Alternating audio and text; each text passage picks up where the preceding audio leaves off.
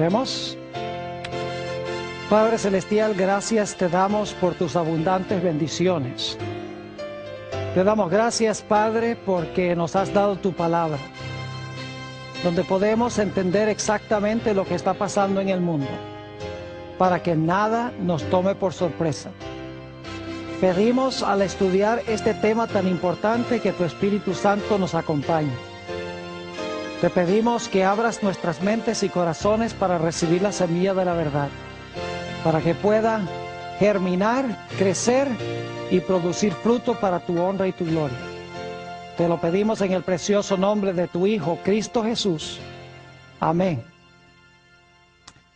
Nuevamente quiero saludar a todos los que están viendo este programa vía satélite, en la pantalla de televisión o donde quiera que se encuentren.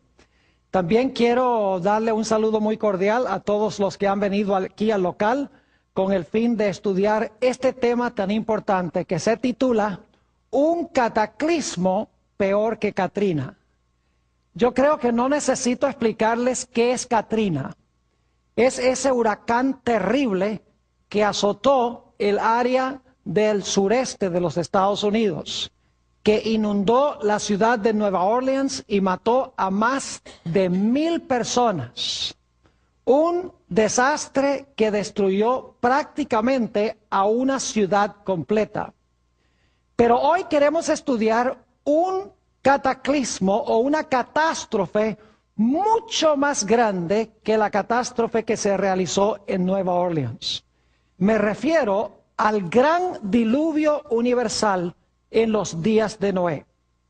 Ahora, yo quisiera comenzar en Génesis, el capítulo 3 y el versículo 15, para colocar el marco de lo que vamos a estudiar en nuestro tema de hoy. El libro de Génesis, el capítulo 3 y el versículo 15. Aquí Dios le está hablando a Satanás, Jesús le está hablando a Satanás. Satanás ha vencido a Adán y Eva, pero Dios le va a decir a Satanás: yo voy a mandar una simiente al mundo y esa simiente te va a hacer la guerra. En el proceso de la guerra tú le vas a herir a la simiente en el calcañar, pero él te va a dar una herida mortal en la cabeza.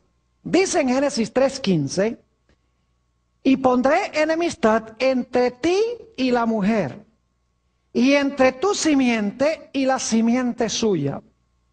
Esta, es decir, la simiente de la mujer, te herirá en la cabeza y tú le herirás a la simiente de la mujer en el calcañar. Ahora, como hemos estudiado, cuando Satanás escuchó estas palabras, él se propuso de que no iba a permitir que viniera esa simiente. Porque él dice, si dejo que venga esa simiente, me va a aplastar la cabeza.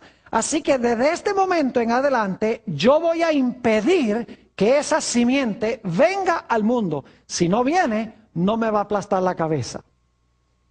Y desde el mismo comienzo de la historia, encontramos que Satanás maniobra para impedir que la simiente venga.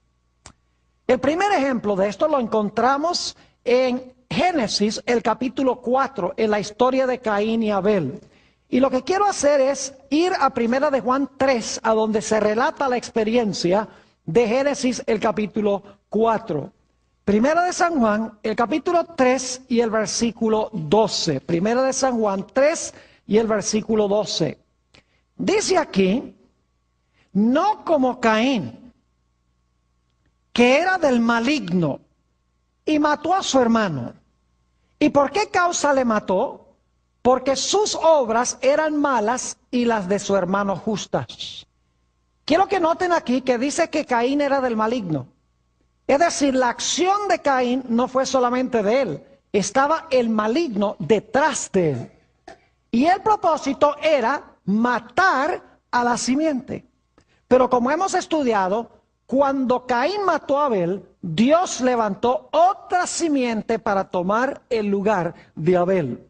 Leamos eso en Génesis, el capítulo 4 y el versículo 25. 4:25 dice, y conoció de nuevo Adán a su mujer, la cual dio a luz un hijo, y llamó su nombre Set, porque Dios, dijo ella, me ha sustituido otro hijo, en realidad en el hebreo dice otra simiente, en lugar de Abel, a quien mató Caín. Así que Satanás dice, yo voy a matar a la simiente, y Dios dice, si tú me matas a la simiente, de donde vendrá la simiente, entonces yo voy a traer otra simiente al mundo. No vas a poder derrotar mi plan matando a la simiente. Así que Satanás decidió implementar un plan B. Otro método para impedir que viniera la simiente, ya que se dio cuenta que matando a la simiente no le servía de nada porque Dios trajo otra simiente. Él se propuso a usar otra metodología. Ahora, el diablo se dio cuenta que en realidad Dios no estaba, estas simientes preliminares no eran la simiente de Génesis 3:15. El diablo se dio cuenta que Dios estaba preparando un linaje, estaba preparando una genealogía de donde finalmente iba a traer a la simiente de Génesis 3:15 al mundo. Así que Satanás dice, bueno, no puedo matar a la simiente porque Dios trae otra simiente cuando mato una, así que voy a usar otro método. Lo que voy a hacer es procurar corromper el linaje, para que el linaje pierda su identidad, para que se corrompa. Y de esa manera, si puedo interrumpir el linaje, entonces de ese linaje no va a venir ningún Mesías, no va a venir la simiente prometida. Así que el diablo se propuso a implementar un segundo plan. Podríamos decirle el plan B. Ahora, antes de hablarles del plan B, necesito leer un pasaje que encontramos en Mateo, el capítulo 24, y los versículos 37 al 39. San Mateo, el capítulo 24, y los versículos 37 al 39. Algunos se preguntarán, pastor, ¿por qué estamos estudiando esta noche la historia del diluvio? Sencillamente porque el Señor Jesucristo, vamos a encontrar, dijo que la historia del diluvio es una ilustración de lo que va a pasar al final de la historia del mundo. Es decir, el diluvio es un evento histórico, pero también es una profecía. Si podemos entender lo que sucedió allá, vamos entonces a entender lo que va a suceder al final de la historia. Fíjense cómo Jesús enseñó esto en San Mateo 24 y el versículo 37. Mas como en los días de Noé, así será la venida del Hijo del Hombre. ¿Captaron eso? Como fue allá, así será. Versículo 38. Porque como en los días antes del diluvio estaban comiendo y bebiendo, casándose y dando en casamiento, hasta el día en que Noé entró en el arca, y no entendieron hasta que vino el diluvio y se los llevó a todos. Y ahora escuchen, así será también la venida del Hijo del Hombre. Es decir, el Señor Jesucristo declaró que lo que pasó en los días de Noé va a suceder de nuevo al final de la historia. Así que si entendemos lo que pasó allá, vamos a entender lo que va a pasar al final de la historia. Ahora vamos a hablar un poco del plan B de Satanás. El plan A era matar a la simiente. No le funcionó muy bien. Así que Satanás dice, lo que voy a hacer es corromper el linaje de donde va a venir el Mesías. Vayan conmigo a Génesis, el capítulo 6, y vamos a leer los versículos 1 al 4. Génesis, el capítulo 6, y los versículos 1 al 4. Dice, aconteció que cuando comenzaron los hombres a multiplicarse sobre la faz de la tierra, y les nacieron hijas, que viendo los hijos de Dios, que las hijas de los hombres eran hermosas, tomaron para sí mujeres, escogiendo entre todas.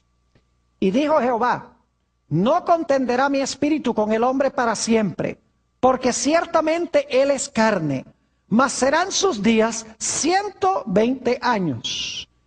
Había gigantes en la tierra en aquellos días. Y también después que se llegaron los hijos de Dios a las hijas de los hombres y les engendraron hijos. Estos fueron los valientes que desde la antigüedad fueron varones de renombre. Encontramos en estos versículos una mezcla entre los hijos de Dios y las hijas de los hombres.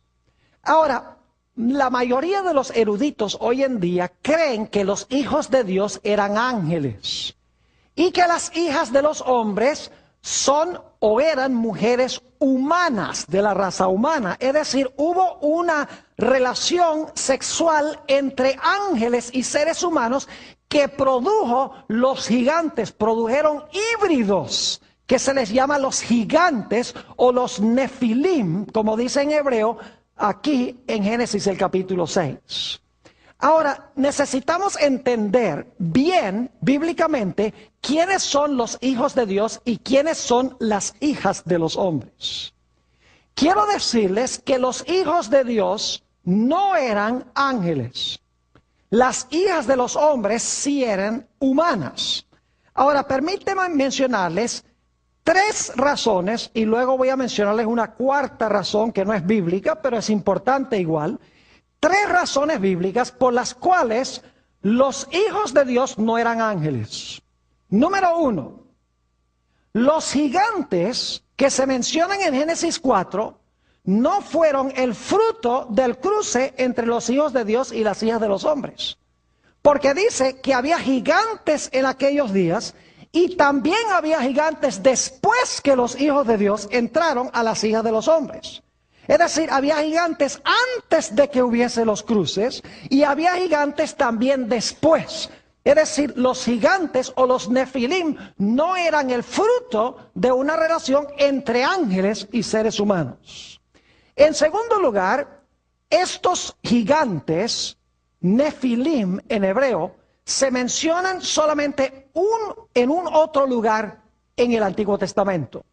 Les voy a mencionar la referencia. Números 13:33 dice que en la tierra de Canaán había gigantes cuando Israel iba a entrar en Canaán. Ahora, esos no podrían haber sido ángeles, los mismos ángeles supuestamente que existieron después del diluvio, porque cuando vino el diluvio, todos los gigantes fueron, ¿qué cosa? Todos los gigantes fueron destruidos en el diluvio. Así que había gigantes después del diluvio. Los nefilim de Génesis 6 fueron destruidos en el diluvio. Así que no podemos decir que los gigantes eran ángeles o eran híbridos, el fruto de una mezcla entre ángeles y seres humanos. En ese caso tendríamos que decir que los gigantes en Canaán eran una combinación de ángel y ser humano. Pero en realidad sabemos que eran sencillamente gigantes humanos que había en Canaán que el pueblo de Israel tuvo que conquistar. La tercera razón por la cual encontramos que los hijos de Dios no eran ángeles es porque el Señor Jesucristo declaró que los ángeles no se casan ni se dan en casamiento. Es decir, los ángeles no contraen matrimonio. Y por lo tanto, no es posible que los hijos de Dios hayan sido ángeles que se entremezclaron con las hijas de los hombres. Además de eso, la cuarta razón, que no es bíblica, pero es muy importante, yo examiné los expositores de la Biblia, como los grandes reformadores protestantes, Martín Lutero, Juan Calvino, Zwinglio, todos esos grandes eruditos de la palabra de Dios, y todos dicen que los hijos de Dios son los descendientes de Set, es decir, el linaje de los justos. Mientras que las hijas de los hombres son las mujeres que se mencionan en el linaje de Caín. Y se mencionan a 3 de ellas por nombre en el linaje de Caín. Es decir, los hijos de Dios son los fieles del linaje de donde vendrá el Mesías. Las hijas de los hombres representan las malvadas mujeres que están en la genealogía de Caín. Ahora ustedes dicen, Pastor Borg, ¿cómo sabemos eso? Bueno, hay varias razones. En primer lugar, tenemos que mirar el contexto. En Génesis 4 está la genealogía de Caín. En Génesis 5 está la genealogía de Set, que es la genealogía de los justos, el linaje de los justos. Y luego Génesis 6 comienza hablando de hijos de Dios e hijas de los hombres. Fíjense qué interesante. Génesis 4, el linaje de Caín, de los malos. Génesis 5, el linaje de Set, el linaje de los buenos. Y luego Génesis 6 habla de la mezcla entre hijos de Dios e hijas de los hombres. Es decir, los hijos de Dios son los del linaje de Set, mientras que las hijas de los hombres son las mujeres en el linaje de Caín. Además de eso, hemos visto que en el libro de Génesis se habla de dos simientes. Se habla de la simiente de Satanás y de la simiente de la mujer. Se habla de los hijos de Dios y las hijas de los hombres. Se habla de Isaac e Ismael. Se habla de Jacob y de Esaú. En cada caso, las dos simientes son seres humanos. No son el fruto de una relación entre un ángel y un ser humano. Las dos simientes son simientes humanas. La única diferencia es que una simiente tiene el carácter de Satanás y la otra simiente tiene el carácter de Dios. Es decir, en Génesis, la batalla entre las dos simientes es la batalla entre los seguidores de Satanás y los seguidores de Dios. Además de eso, en el resto de la Biblia, la expresión hijos de Dios se refiere a los que han recibido a Jesús y se han convertido al Señor. Note lo que dice, por ejemplo, en Romanos el capítulo 8 y el versículo 14. Romanos el capítulo 8 y el versículo 14. Dice aquí lo siguiente: porque todos los que son guiados por el Espíritu de Dios, estos son ¿qué? Estos son hijos de Dios. ¿Quiénes son los hijos de Dios? Los que son guiados ¿por quién? Por el Espíritu de Dios. Y varias veces en el Nuevo Testamento se usa la expresión hijos de Dios para hablar de los que son fieles al Señor. Es decir, tenemos varias razones. En primer lugar, el contexto inmediato de Génesis 4 y 5. En segundo lugar, la idea de las dos simientes en Génesis. En tercer lugar, el significado bíblico de la expresión los hijos de Dios. Y también tenemos lo que dicen los eruditos, que es que los hijos de Dios son los conversos y las hijas de los hombres eran las mujeres malvadas de la genealogía de Caín. Es decir, que cuando dice que se entremezclaron los hijos de Dios con las hijas de los hombres, está diciendo que los conversos, los que eran fieles a Dios, empezaron a casarse con las que pertenecían a la genealogía de los impíos. Empezaron a entremezclarse. Y el resultado fue gigantes. No solamente gigantes en estatura, sino gigantes para hacer el mal. Porque cuando se mezcla el bien y el mal, el resultado es terrible. Por eso Dios le dijo a Israel que no se entremezclara con las naciones de Canaán. Ahora, yo pregunto, ¿por qué quería Satanás entremezclar los hijos de Dios o el linaje de los fieles con el linaje de los infieles? Porque estaba implementando el plan ¿qué? El plan B. Él dice, si yo logro que los descendientes de Caín se entremezclen con los descendientes de Set, los descendientes de Set van a perder su ¿qué? Van a perder su identidad. Y mi linaje se va a tragar el linaje de los hijos de Dios. ¿Y saben que casi sucede así? Yo pregunto, ¿cuántas personas creen ustedes que vivían en este mundo el día antes del diluvio? ¿1,000? ¿5,000? ¿1,000,000? Mis queridos amigos, no cabe duda de que en este mundo había millones de personas antes del diluvio. Entre la creación y el diluvio pasaron 1,656 años. En un mundo donde no había escasez de recursos naturales. En un mundo donde prácticamente no existía la enfermedad. En un mundo a donde Dios había dicho que debían fructificar y multiplicar y llenar la tierra. En un mundo a donde los hombres vivían hasta tener casi 1,000 años. ¿Cuántos hijos puede tener un hombre de 1,000 años? Casi 1,000 años, porque Matusalén murió de 969 años. Imagínense que cuando llegaban a los 400 años todavía eran teenagers.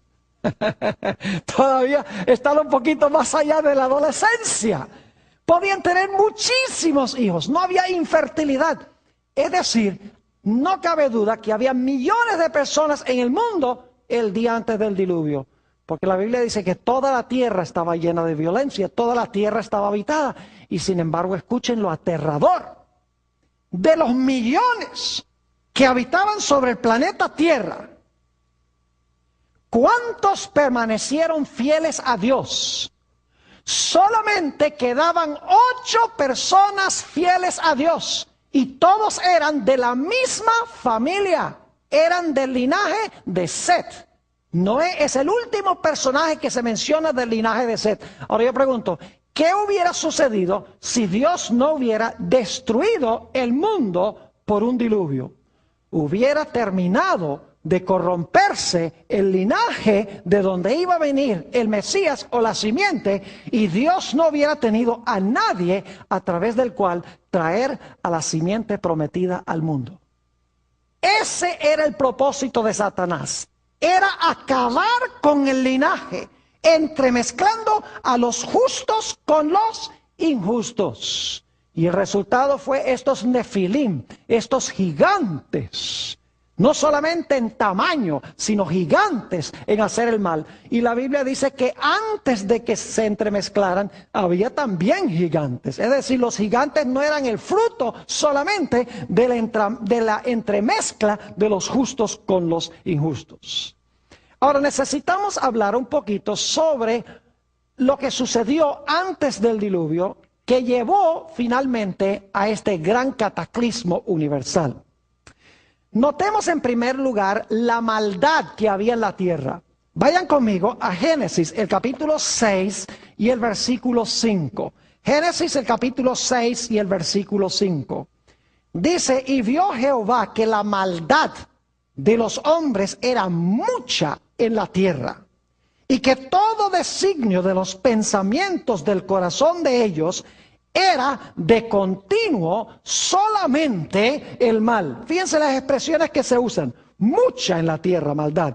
Dice, todo designio de los pensamientos del corazón de ellos era de continuo solamente el mal. Y fíjense cuál fue el resultado de esto. Versículo 11. Y se corrompió la tierra delante de Dios. Y estaba la tierra llena de ¿qué? De violencia. Y miró Dios la tierra, he aquí que estaba corrompida, porque toda carne había corrompido su camino sobre la tierra. ¿En qué condición estaba la tierra antes del diluvio? Prácticamente, completamente ¿qué? Corrompida por el pecado y llena de violencia. Y por lo tanto Dios dice, yo voy a destruir al planeta Tierra. Pero Dios nunca destruye una civilización sin primero enviar un mensaje de advertencia. Y por lo tanto Dios levantó a un hombre llamado Noé para proclamar su mensaje de advertencia a ese mundo, de que iba a ser destruido por la iniquidad que ellos tenían. Quiero que noten lo que dice en 2 de Pedro, el capítulo 2 y el versículo 5 sobre este predicador. 2 de San Pedro, el capítulo 2 y el versículo 5. Dice aquí, y si no perdonó al mundo antiguo, sino que guardó a Noé, escuchen bien, pregonero de justicia, es decir, predicador de justicia, el que proclamó la justicia, con otras 7 personas, trayendo el diluvio sobre el mundo de los impíos. ¿Qué fue lo que proclamó o pregonó Noé? Pregonó que era necesario tener ¿qué? Justicia. Noten también lo que dice el libro de los Hebreos, el capítulo 11, y vamos a leer el versículo 7. Hebreos, el capítulo 11 y el versículo 7. Aquí está hablando nuevamente del mensajero que Dios levantó. Dice, por la fe Noé, cuando fue advertido por Dios acerca de cosas que aún no se veían, con temor preparó el arca en que su casa se salvase, y por esa fe condenó al mundo y fue hecho heredero de la justicia que viene por la fe. ¿Qué hizo Noé? Noé predicó y también ¿qué? Y construyó. Porque si sencillamente hubiera dicho que Dios iba a destruir el mundo por un diluvio, y no hubiera hecho nada, como que la gente no le hubiera creído mucho. Pero si él predica el mensaje y vive el mensaje haciendo un arca, la gente queda absolutamente sin excusa. Ahora, ¿qué mensaje proclamó Noé? ¿Era un mensaje de amor? Sí. Dios les dijo, Dios ama a esta civilización. Dios no quiere destruirlos. Dios quiere que vivan. Él no quiere la muerte del pecador. Arrepiéntanse de su pecado. Cambien sus vidas por el poder de Dios. Y entonces Dios no va a enviar el diluvio. Pero si no se arrepienten y cambian sus caminos, el diluvio vendrá. ¿Cuánto fruto tuvo el mensaje de Noé? De millones de personas, solamente su familia recibió el mensaje. Vivimos en un mundo hoy a donde la gente cree que la mayoría está con Dios. ¿Sabe usted que en la Biblia la mayoría nunca ha estado con Dios? Es la minoría la que está con Dios. Algunas personas dicen, ¿cómo es que los adventistas pueden tener razón cuando ellos dicen que se debe guardar el sábado cuando casi todo el mundo guarda el domingo? ¿Ve? La gente se rige por las mayorías y no por lo que enseña la santa palabra de Dios. El mensaje de Noé no fue un mensaje blandito, no fue un mensaje suave, no era un mensaje, bueno, Dios ama a todo el mundo, Dios no va a destruir a nadie, todo va a andar bien, no se preocupen. Él predicó justicia, dijo, arrepiéntense y cambien sus caminos, porque la destrucción vendrá. Ahora escuchen bien, el mensaje de Noé no fue un mensaje fácil. ¿Saben por qué? Les voy a compartir algunos datos, no los vamos a leer, pero solamente se los voy a compartir, están en su lista de textos. Según Génesis 2, 5 y 6, la tierra al principio era regada por un vapor que subía de la tierra. Es decir, no había llovido antes del diluvio nunca. La tierra no era regada por lluvia, sino que era regada por un vapor que subía de la tierra. Génesis 2, 5 y 6. Y alguno dirá, pero pastor, ¿cómo llegó a estar esa agua debajo de la tierra para que pudiera salir como un vapor? Bueno, en Génesis 1 y el versículo 2 nos dice que este planeta estaba cubierto de agua antes de la creación. Y en Génesis 1:7 nos dice que Dios tomó parte de esa agua y la puso debajo de la tierra y tomó otra parte del agua y la colocó encima de la tierra y eso llegó a ser la atmósfera. Es decir, el agua que cubría el planeta, Dios tomó parte y la colocó arriba y tomó parte del agua y la colocó abajo. El agua que colocó bajo la tierra era la que subía para regar la tierra como un vapor. Cuando Dios trajo el diluvio a este mundo, Dios no tuvo que inventar agua. Dios no tuvo que crear agua. Lo único que tuvo que hacer fue abrir las ventanas del cielo a donde había colocado el agua arriba y traer el agua que está debajo de la tierra, las fuentes del gran abismo, y traer el agua que estaba abajo para nuevamente cubrir el planeta.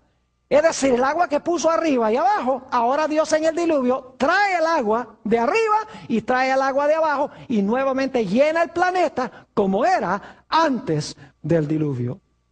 Ahora ustedes pueden imaginarse cuán ilógico era el mensaje de Noé. Cuán absurdo, cuán anticientífico. Imagínense predicando que Dios va a traer un diluvio, va a llenar la tierra con agua cuando nunca había llovido. De que Dios iba a traer agua del cielo y se iba a llenar el planeta con agua. Yo me imagino a los científicos, a los historiadores, inclusive a los psicólogos diciendo, este hombre está loco porque nunca ha llovido. Esto es científicamente imposible. Pero como leímos en Hebreos 11 y el versículo 7, Noé tenía fe. ¿Sabe lo que es fe? Es muy sencillo. Dios habla algo, yo creo lo que Dios dice y actúo a base de lo que dice. Es decir, fe no es creer lo que Dios dice. Fe es creer lo que Dios dice suficientemente como para hacerlo. Dios le dice a Noé, Noé, voy a mandar un diluvio, esa es mi palabra. te prometo que voy a mandar un diluvio. ¿Y qué hace inmediatamente Noé? No se sienta y dice, ay, gracias Señor por esta revelación, te lo creo. No. Inmediatamente, ¿qué hace? Él y sus hijos van y empiezan a cortar árboles y sacan los clavos y sacan los martillos. Porque cuando ellos oyen la palabra de Dios, actúan y obedecen lo que Dios dice. Eso es tener fe. Eso demostró que ellos creían el mensaje que estaba proclamando Noé. Por eso dice que por su fe condenó al mundo. Noé invirtió todo lo que tenía en el arca. Todo su tiempo, todos sus talentos, todo su dinero, todas sus energías, las dedicó para construir el arca. Y cada martillazo que Noé y sus hijos dieron sobre esa arca, indicó que ellos creían el mensaje que Dios había dado. Y que en serio Dios iba a mandar un diluvio sobre el mundo. Ahora, ¿saben ustedes que el mensaje de Noé fue acompañado por el poder del Espíritu Santo? Note lo que dice Génesis, el capítulo 6 y el versículo 3. Génesis, el capítulo 6 y el versículo 3.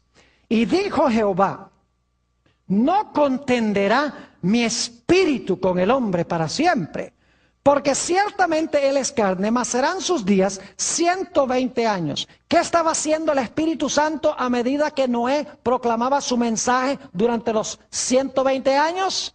Dice que el Espíritu Santo estaba haciendo ¿qué cosa? Estaba contendiendo con toda carne. Es decir, estaba luchando con la gente para que la gente escuchara el mensaje de Noé y lo recibiera, lo aceptara. Es decir, el mensaje de Noé no fue solamente un mensaje aislado de él, sino cuando proclamó el mensaje, lo proclamó con poder, porque iba con la convicción del Espíritu de Dios. Y lo interesante es que a pesar de que Noé predicó 120 años,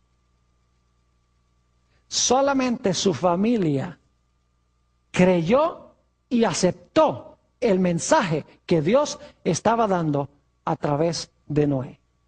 De los millones de personas, solamente 8 creyeron que Dios iba a mandar un diluvio y aceptaron el mensaje aparentemente absurdo y anticientífico de Noé.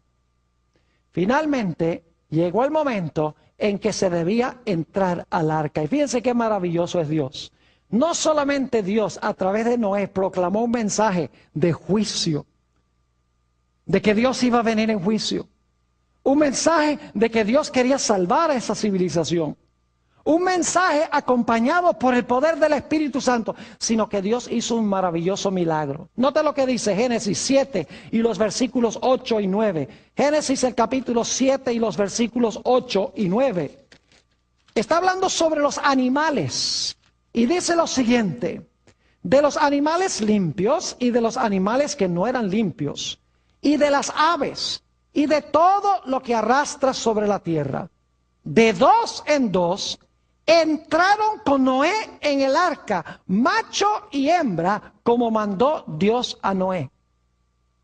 Ahora, en la versión de Hollywood del diluvio, aparecen los hijos de Noé por allá cazando animales y alándolos duro para que vengan al arca. Pero la versión bíblica dice que los animales vinieron de 2 en 2 a Noé en el arca y entraron en orden al arca. Es decir, los animales obedecían a Dios y los seres humanos no. Dios estaba diciendo que los seres humanos habían caído a un nivel subanimal. Porque los animales escuchaban a Dios, mientras que los seres humanos tenían la conciencia casi completamente cauterizada, con la excepción de Noé y de su familia. Ahora me imagino a Noé parado en la puerta del arca. Todos los animales han entrado, su familia está dentro. Y viene la última invitación. Pero los que están fuera del arca se burlan, dicen, esto es anticientífico, esto no va a pasar. ¿Y saben lo que sucede luego? Noten lo que dice Génesis, el capítulo 7 y el versículo 16. Génesis, el capítulo 7 y el versículo 16.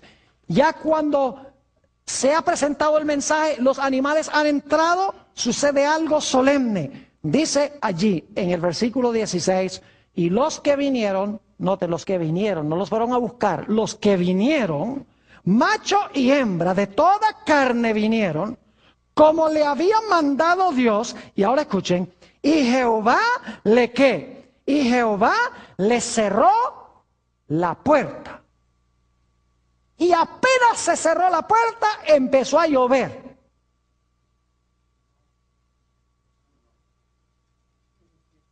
Ah, no, si están despiertos, ¿ah? Y los que están viendo vía satélite, están despiertos. Empezó a llover el momento que se cerró la puerta. No, ¿cuánto tiempo pasó? Vamos a leerlo. Génesis, el capítulo 7 y el versículo 10. Génesis, el capítulo 7 y el versículo 10. Algo muy interesante sucedió. La puerta se cerró, pero no cayó la lluvia enseguida. Dice en el versículo 10, y sucedió que al séptimo día, las aguas del diluvio vinieron sobre la tierra. ¿Cuánto tiempo pasó entre cuando se cerró la puerta y cuando empezó a llover? Pasaron 7 días. Yo pregunto, durante esos 7 días, ¿los justos estaban vivos dentro del arca?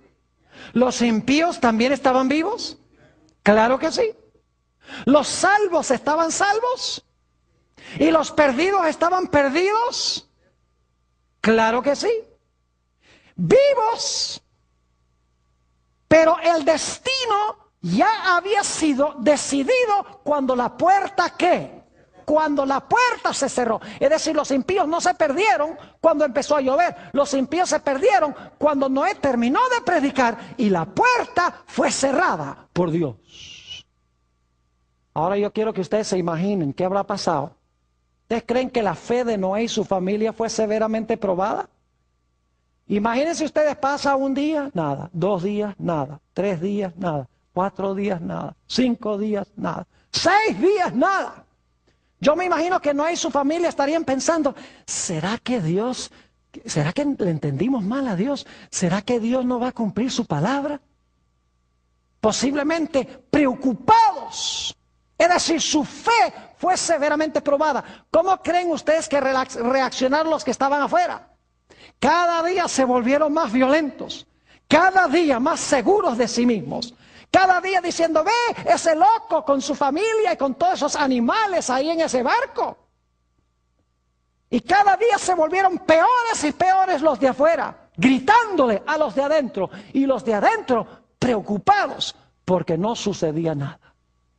Es decir, la fe de Noé y su familia fue severamente probada. Pasaron por un tiempo de angustia, podríamos decir, antes de que viniera la destrucción, después que se cerró la puerta. Pero luego entonces pasó lo que había sido profetizado. Génesis, el capítulo 7 y el versículo 11. Génesis, el capítulo 7 y el versículo 11. El año 600 de la vida de Noé, en el mes segundo, a los 17 días del mes, aquel día fueron rotas todas las fuentes del grande abismo y las cataratas de los cielos fueron abiertas.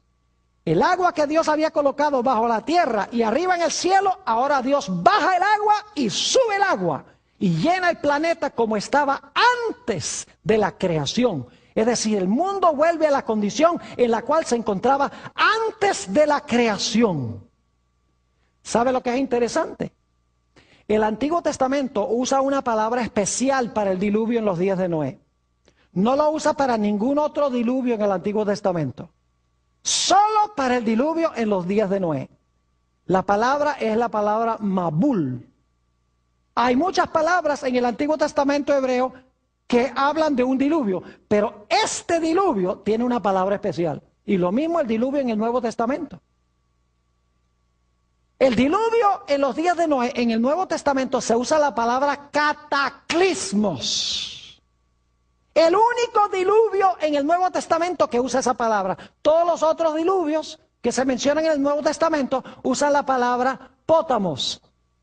Solo para el diluvio en los días de Noé se usa la palabra cataclismos, es decir, fue una catástrofe global. Ahora, yo no sé si debo hacer esto, pero algunos eruditos hoy en día dicen que este diluvio fue un diluvio local en el valle de Mesopotamia. Yo tengo aquí una lista, no puedo compartirlos todos porque el tiempo apremia, que indican que este fue un diluvio global, fue un diluvio universal. En primer lugar, los autores del Nuevo Testamento enseñan que fue global. En segundo lugar, dice que toda la tierra estaba llena de violencia. En tercer lugar, si fue un diluvio local, ¿para qué construir un barco? Podrían haber emigrado a otra parte. Además de eso, si el diluvio fue local, las especies podrían haber emigrado a otro sitio. ¿Por qué fue necesario preservar las especies si fue un diluvio local? Dice ahí en Génesis que todas las cosas vivas que Dios había creado fueron destruidas en el diluvio. Se dice que todos los altos montes fueron cubiertos de agua. Dice, toda carne murió, cada hombre murió. Dice, solamente Noé y su familia quedaron. Además de eso, cuando Noé mandó las aves no encontraban a dónde posarse. Si hubiera sido un diluvio local, hubieran seguido volando y hubieran conseguido a dónde posarse. Además de eso, el arco iris fue señal de que Dios no iba a mandar otra vez un diluvio global. Si el diluvio fue local, entonces Katrina hace que Dios sea mentiroso, porque ese fue un diluvio local. El hecho de que Dios da un arco iris indica de que este fue un diluvio universal, y Dios dice, no voy a llenar otra vez toda la tierra, todo el planeta de agua. Además de eso, todas las naciones tienen recuerdos de un diluvio. Casi todas las civilizaciones del mundo tienen historias de un diluvio global que destruyó la tierra. Además de eso, el registro fósil, el registro de los fósiles indica de que hubo una catástrofe global. Es decir, este fue un cataclismo mundial. Y dice en Génesis 7 y el versículo 21 al 23, Génesis 7 y el versículo 21 al 23, y murió toda carne que se mueve sobre la tierra, así de aves como de ganado y de bestias, y de todo reptil que se arrastra sobre la tierra, y todo hombre. Todo lo que tenía aliento de espíritu de vida en sus narices, todo lo que había en la tierra, murió. Así fue destruido todo ser que vivía sobre la faz de la tierra, desde el hombre hasta la bestia, los reptiles y las aves del cielo, y fueron raídos de la tierra. Y ahora escuchen bien, y quedó solamente ¿quién? Noé y los que con él estaban en el arca. ¿Cumplió Dios su palabra?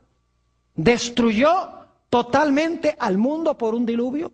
Absolutamente. Ahora yo pregunto, ¿dónde estaba Satanás durante el diluvio? Todos los impíos, ¿qué pasó con todos los impíos? Todos los impíos se murieron. ¿Y los justos a dónde estaban? Sanos y salvos dentro del arca. ¿Satanás murió? No. Satanás fue obligado a permanecer aquí en el planeta. En el libro Patriarcas y Profetas, que es uno de mis mejores favoritos comentarios del Antiguo Testamento, en la página 88 dice esto: el mismo Satanás, obligado a permanecer en medio de los revueltos elementos, temió por su propia existencia. Es decir, le tocó a Satanás quedar atado en un mundo completamente destruido por el diluvio y sin tener a nadie de los suyos con él, porque todos estaban ¿qué? Porque todos estaban muertos.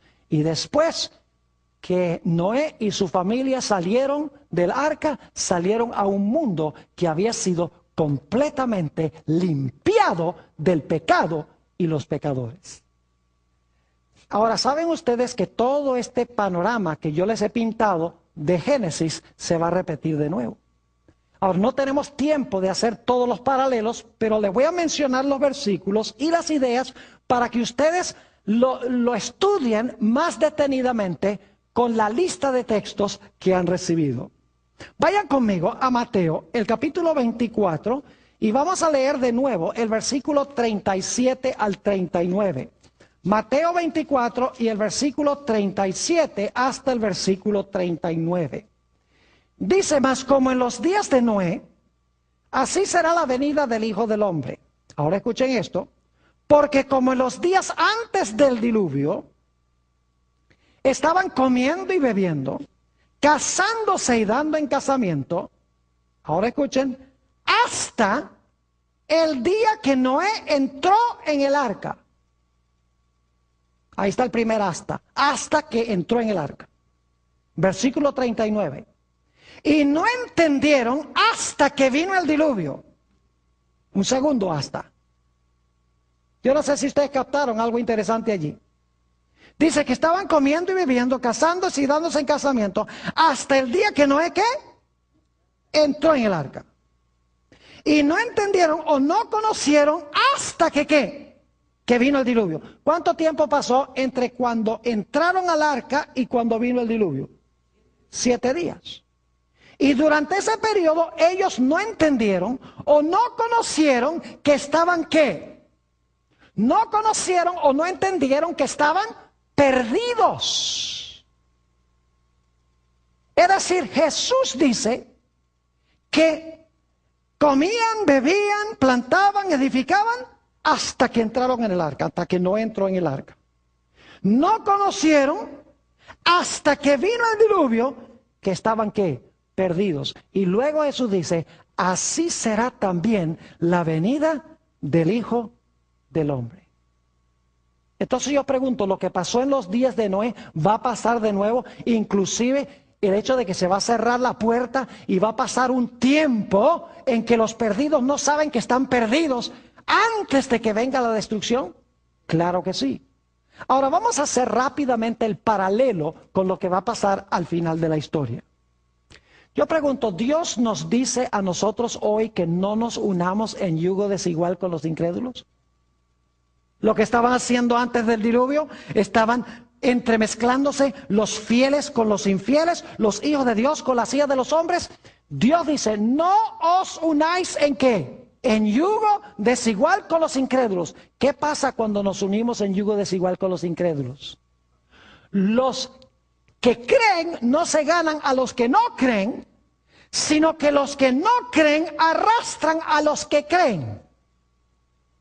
Y Satanás quiere al final de la historia que los justos se entremezclen con las costumbres de los injustos y con las costumbres del mundo, para que el pueblo de Dios pierda su identidad. Y como en los días de Noé, no quede nadie del lado de Dios.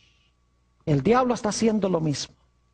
Yo pregunto, ¿el mundo al final de la historia va a estar en una condición muy semejante a la condición en que estaba en los días de Noé? Lean el catálogo de pecados que se mencionan en Segunda de Timoteo. Segunda de Timoteo, el capítulo 3. Y lo voy a leer rápidamente. Segunda de Timoteo, el capítulo 3. Y empezando en el versículo 1. También debes saber esto, que en los postreros días, fíjense, en los postreros días vendrán tiempos peligrosos.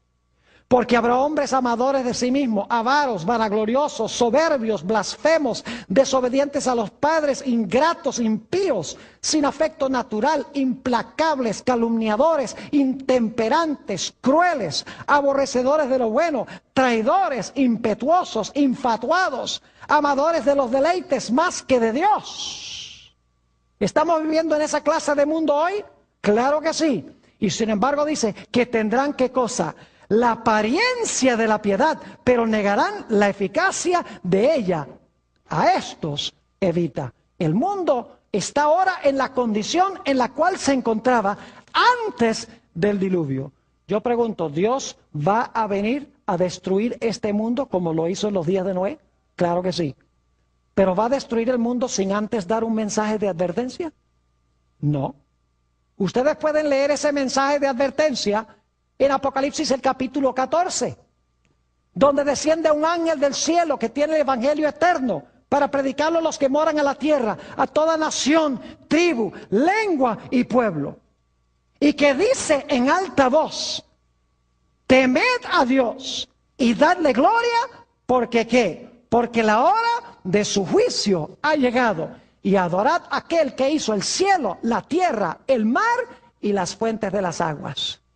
Es decir, Dios envía al mundo un mensaje poderoso para avisarle al mundo que ha llegado la hora del juicio y que pronto vendrá la destrucción. Yo pregunto, ¿ese mensaje irá acompañado del poder del Espíritu Santo? Escuchen bien lo que les voy a decir, no tenemos tiempo de leerlo.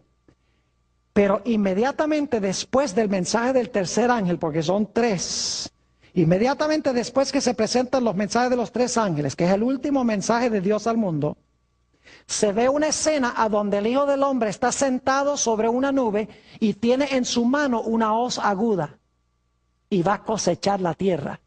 Porque la mies está madura y porque las uvas están maduras. ¿Saben ustedes qué era lo que maduraba la cosecha en los tiempos bíblicos? Lo que maduraba la cosecha era la lluvia tardía, que representa el Espíritu Santo. Es decir, los mensajes de los 3 ángeles van acompañados del poder del Espíritu Santo y van a hacer lo mismo que hizo el mensaje de Noé en los días antes del diluvio. Van a polarizar el mundo. Algunos van a recibir el mensaje, otros van a rechazar el mensaje. La mayoría lo va a rechazar. La minoría los va a aceptar. La mayoría va a decir que el pueblo de Dios está loco.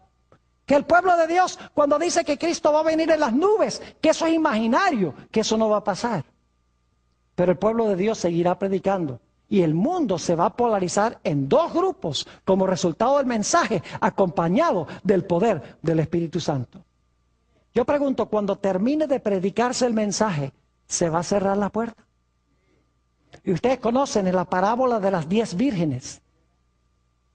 Dice que cuando el esposo vino, la puerta se ¿qué? La puerta se cerró. En Apocalipsis, el capítulo 15 y el versículo 5 al 8, que no vamos a leer, dice de un tiempo cuando ya la gente no va a poder entrar al santuario para confesar sus pecados, porque el Señor Jesucristo habrá concluido su obra sumo sacerdotal. Y en Apocalipsis 22:11 dice que cuando Jesús cierre su ministración, cuando se termine de predicar con el poder del Espíritu Santo, dice que el que es injusto va a seguir siendo injusto. El que es sucio va a seguir ensuciándose. El que es santo va a seguir santo. Y el justo va a seguir justo. Es decir, la puerta de la oportunidad se va a cerrar. Y yo pregunto, después que se cierre la puerta, ¿enseguida va a venir la destrucción? No.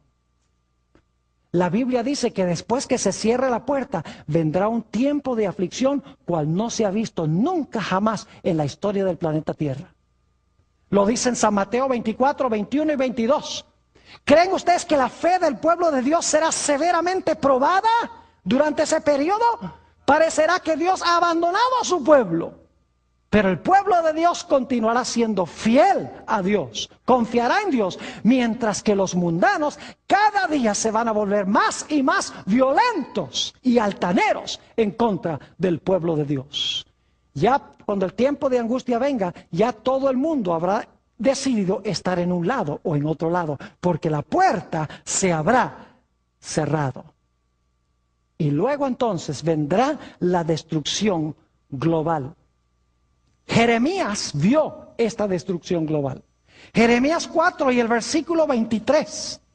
El profeta vio este momento cuando Cristo venga. Dice, miré la tierra y he aquí que estaba ¿qué? Desordenada y vacía. Y miré los cielos y no había en ellos ¿qué? Luz. Es decir, cuando Cristo venga, la tierra va a volver a la condición de desorden que tenía antes de la creación y que tenía cuando vino el diluvio. Porque en el diluvio el planeta se llenó de agua y se puso oscuro como antes de la creación. Es decir, el mundo va a regresar a esa condición. Y yo pregunto, ¿dónde va a estar Satanás? Durante los 1000 años, ¿a dónde va a estar Satanás? ¿Cuántos impíos va a tener cuando Cristo venga? ¿Cuántos seguidores va a tener Satanás vivos? Ninguno. Porque dice en Apocalipsis 25, el resto de los muertos no tornaron a vivir, sino hasta que se cumplieran los 1000 años. Igual que en el diluvio, todos los seguidores de Satanás van a estar muertos. Y Satanás va a ser atado a este mundo. Dice que se va a ser encadenado en Apocalipsis el capítulo 20 y el versículo 1 al 3. Va a estar vivo aquí con sus ángeles. Los impíos van a estar todos, ¿qué? Todos muertos. Y los justos van a estar con Jesús en la patria celestial. Y así como vino agua del cielo y agua de debajo de la tierra. Segunda de Pedro, el capítulo 3, dice que ya no será agua, sino que vendrá un lago de fuego de arriba y un lago de fuego de abajo que destruirá la tierra, purificará la tierra, limpiará la tierra del pecado y pecadores.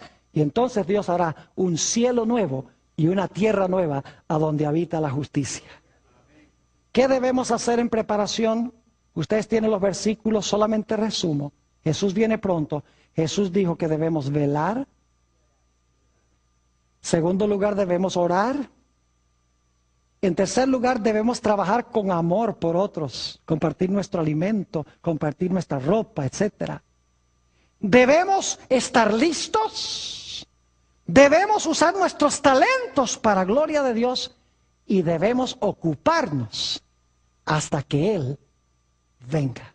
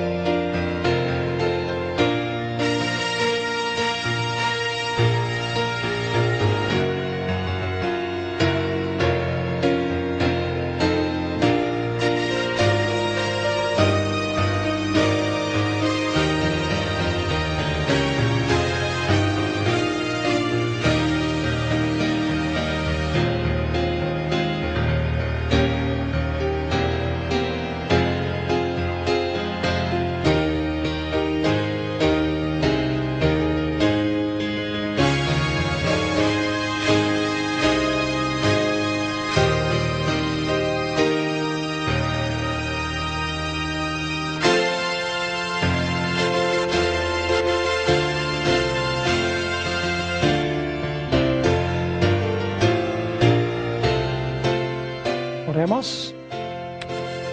Padre Celestial, gracias te damos por tus abundantes bendiciones. Te damos gracias, Padre, porque nos has dado tu palabra, donde podemos entender exactamente lo que está pasando en el mundo, para que nada nos tome por sorpresa. Pedimos al estudiar este tema tan importante que tu Espíritu Santo nos acompañe. Te pedimos que abras nuestras mentes y corazones para recibir la semilla de la verdad, para que pueda germinar, crecer y producir fruto para tu honra y tu gloria. Te lo pedimos en el precioso nombre de tu Hijo, Cristo Jesús. Amén. Nuevamente quiero saludar a todos los que están viendo este programa vía satélite. ¿Por qué estamos estudiando esta noche la historia del diluvio? Sencillamente porque el Señor Jesucristo, vamos a encontrar, dijo que la historia del diluvio es una ilustración de lo que va a pasar al final de la historia del mundo. Es decir, el diluvio es un evento histórico, pero también es una profecía. Si podemos entender lo que sucedió allá, vamos entonces a entender lo que va a suceder al final de la historia. Fíjense cómo Jesús enseñó esto en San Mateo 24 y el versículo 37. Mas como en los días de Noé, así será la venida del Hijo del Hombre. ¿Captaron eso? Como fue allá, así será. Versículo 38. Porque como en los días antes del diluvio estaban comiendo y bebiendo, casándose y dando en casamiento, hasta el día en que Noé entró en el arca, y no entendieron hasta que vino el diluvio y se los llevó a todos. Y ahora escuchen, así será también la venida del Hijo del Hombre. Es decir, el Señor Jesucristo declaró que lo que pasó en los días de Noé va a suceder de nuevo al final de la historia. Así que si entendemos lo que pasó allá, vamos a entender lo que va a pasar al final de la historia. Ahora vamos a hablar un poco del plan B de Satanás. El plan A era matar a la simiente. No le funcionó muy bien. Así que Satanás dice, lo que voy a hacer es corromper el linaje de donde va a venir el Mesías. Vayan conmigo a Génesis, el capítulo 6, y vamos a leer los versículos 1 al 4. Génesis, el capítulo 6, y los versículos 1 al 4. Dice, aconteció que cuando comenzaron los hombres a multiplicarse sobre la faz de la tierra, y les nacieron hijas, que viendo los hijos de Dios, que las hijas de los hombres, en lugar de Abel, a quien mató Caín.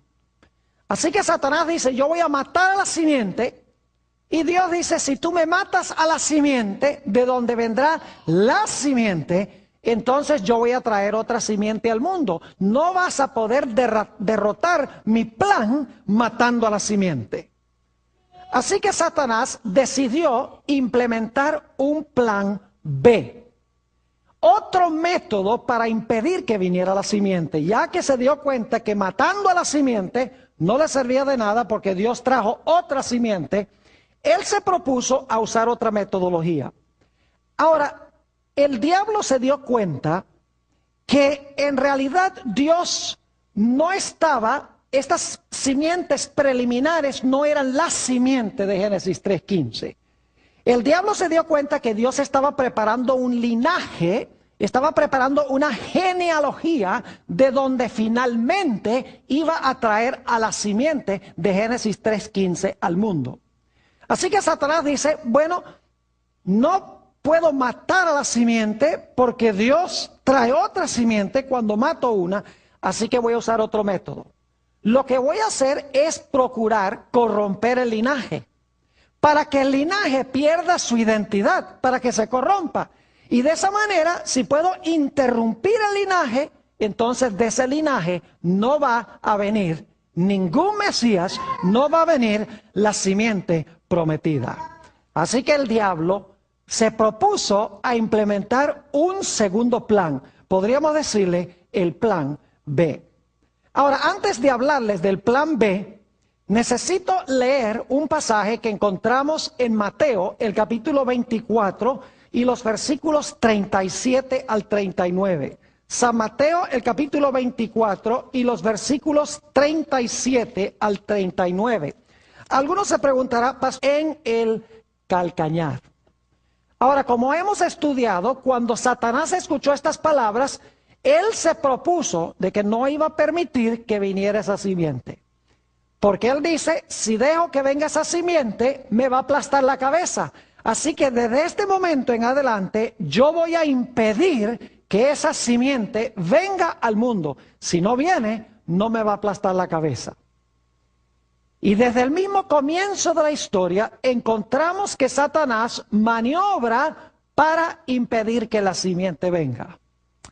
El primer ejemplo de esto lo encontramos en Génesis, el capítulo 4, en la historia de Caín y Abel.